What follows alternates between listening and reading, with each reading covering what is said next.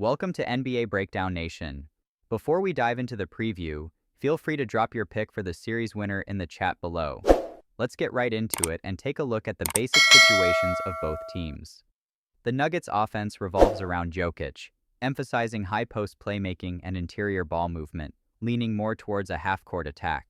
The entire team boasts impressive size, but their shooting quality is subpar, failing to effectively stretch the floor.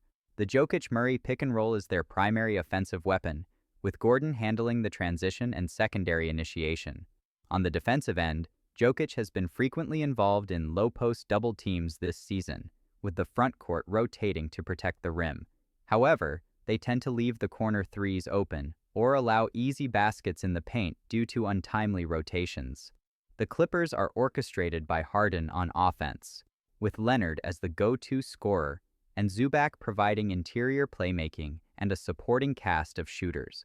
In the early stages of the game, they try to activate Powell's offensive rhythm by distributing some ball-handling responsibilities before settling into their normal offensive pace.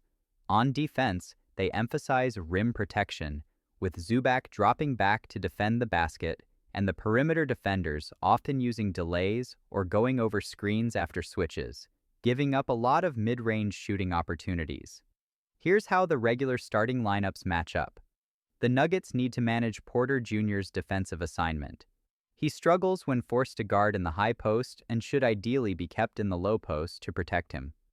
Ideally, he should be matched up against Dunn, who poses the least offensive threat, but Dunn happens to be the Clipper responsible for bringing the ball up the court. If Porter guards him, it means he'll be exposed in the high post early in the defensive possession.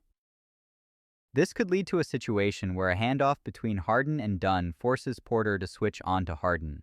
Matching up with Powell could avoid this, but if he uses off-ball screens to get open for shots, the Nuggets can switch, though the Clippers might increase Powell's offensive role specifically to target this. So it's not out of the question that Porter could end up against Leonard and Gordon against Powell. After all, Leonard rarely gets heavily involved offensively at the start to conserve energy. However, Gordon guarding Powell would weaken his own help defense capabilities, meaning the Nuggets can't find the best strategy to counter Powell. Moreover, the Nuggets need to address the numerous pick-and-rolls Harden initiates targeting Porter Jr. and Jokić. In regular time, Jokić would step up to delay, with other players providing help defense nearby, using their size advantage to disrupt passing lanes, force turnovers, and create transition opportunities. But when Porter is targeted by Harden, it's tough to handle. Strong delays and double teams could leave open shooting opportunities on the weak side, which is a big test for the Nuggets' defensive rotation quality. If they switch, Harden could potentially exploit and even face foul trouble. His defensive performance will determine the difficulty level of this series for the Nuggets. The Clippers' matchup strategy lies in how to protect the paint. Jokic's high-post ball-handling playmaking would draw Zubac out to the three-point line, meaning the Clippers would lose interior height, which is unfavorable for a team that emphasizes rim protection. The Nuggets would take advantage by seeking weak-side cut opportunities, with Jokić as the axis to initiate the offense. To ensure rim protection, Harden and Leonard need to do more help defense in the paint. I believe matching Leonard up against Braun, who poses a low shooting threat, could yield better help defense results. Harden being matched up against Gordon in the low post isn't a disadvantage either, and these two players could potentially switch assignments to ensure Harden and Leonard are matched up against Gordon, with Braun being the one to guard. Zubac defending Jokić, although not at a size disadvantage, still might run into foul trouble in some games when matched up against the playoff version of Jokić. Once that happens, the Clippers would be left without an interior option to counter Jokić, who would then dominate the paint. So the Clippers need to use help defense to disrupt Jokić, and the weak side rotations would face a significant challenge. Additionally, the Clippers might opt for a mismatched defense, using Leonard against Jokić and Zubac against Braun, freeing up Zubac to return to the paint through leaving Braun open, and he could further limit Jokić through help defense. The expected decisive lineups for both sides are as follows. For the Nuggets, the regular starters would still be prioritized in the final moments to continue providing spacing and size advantages. If Porter Jr. has a poor game and is being targeted, Westbrook or Watson could be considered as substitutes. Given Westbrook's richer playoff experience, his chemistry with Jokić, and the added ball handling option he brings, I'd lean more towards using him.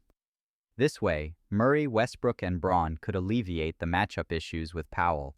When necessary, they could leave Dunn and other low-space players open, focusing more defensive resources on Harden and Leonard. In crucial moments, the Jokić-Murray pick-and-roll targets the Clippers' defensive weaknesses, with Murray's mid-range shooting perfectly capable of exploiting those gaps. They could also use Murray's catch as a decoy, with a weak side forward cutting inside off a screen to directly create opportunities in the paint. The Clippers need to consider whether Powell and Dunn should play until the end. Since Harden and Leonard will completely take over the ball in key moments, Powell won't have many opportunities for ball-handling attacks. If his offensive state is poor, I think Bogdan or Batum could be used as substitutes. The top priority is the double-team defense by Leonard and Zubac to limit Jokić, but the question is whether Batum can make it back for the playoffs. If not, the decision could be based on the performance of Powell and Bogdan in the game, with the better one entering the closing lineup. On the other hand, when Zubac leaves the paint in key moments, the Clippers would face rebounding challenges from Gordon, Braun, and even Westbrook. Compared to Dunn and Jones, who have better static talent and jumping ability, their defensive coverage and help defense capabilities are more prominent. Lou might include them in the closing lineup based on this. In key moments, the Clippers can use Harden's ball handling to initiate double screens up top, pulling Jokić and Porter Jr. out of the low post at the same time. The Nuggets lack good screen setters, allowing the Clippers to create offensive opportunities with Harden facing a defensive weak link. When necessary, they could have Porter Jr. guard more people up top, using handoffs with Harden to get a mismatch opportunity against Porter Jr.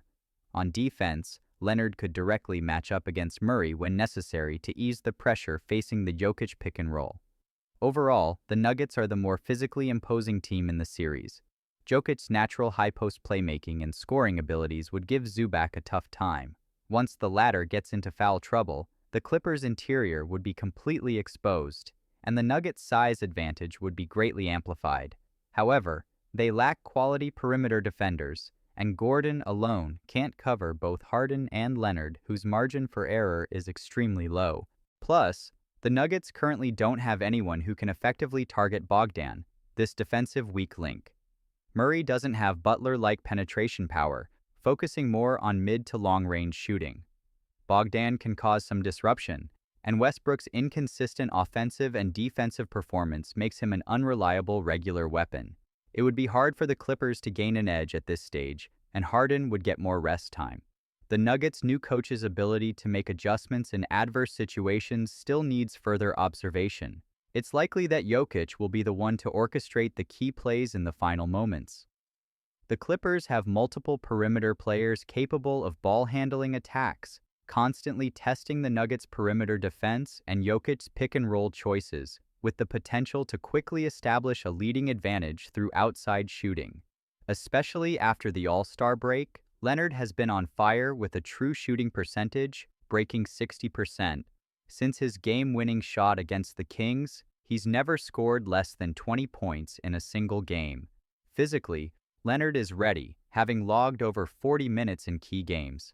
Against the Mavericks, he made a rare back-to-back appearance, and in the regular season finale against the Warriors, he played 47 minutes and 25 seconds, setting a career high for single-game minutes.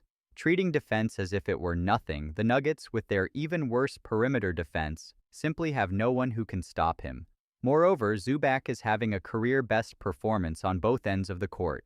Even with the foul risk in one-on-one defense against Jokić, the Clippers can relieve the pressure through nearby help defense, weak-side defensive rotations, or mismatch defense, and even try to disrupt passes to create counterattack opportunities. The Nuggets have the weakest bench offense in the league, and the Clippers, who should be weaker in the transition period, are in a better game environment in this series. Simmons and Bogdan will enter game rhythm faster as their confidence builds up.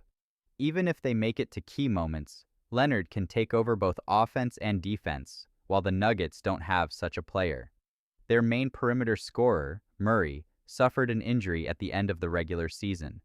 In the last 2 regular season games after returning, his overall shooting percentage was less than 40%, averaging only 15.5 points, below his season average. it's still unknown what kind of competitive state he'll bring to the playoffs. Although Jokić will pose pressure on the Clippers, the Nuggets' perimeter offense and defense, as well as overall lineup balance, are at a disadvantage. The only players they can reliably depend on are Jokić, Murray, and Gordon. In comparison, besides Harden and Leonard, Zubac on the Clippers' side also poses a threat to Jokić offensively. Powell, despite his inconsistent performance in the second half of the regular season, showed no mercy in key moments against the Warriors. The bench also has an outside shooting option like Bogdan. If Batum makes a mid-season comeback, the Clippers' rotation advantage would be even greater.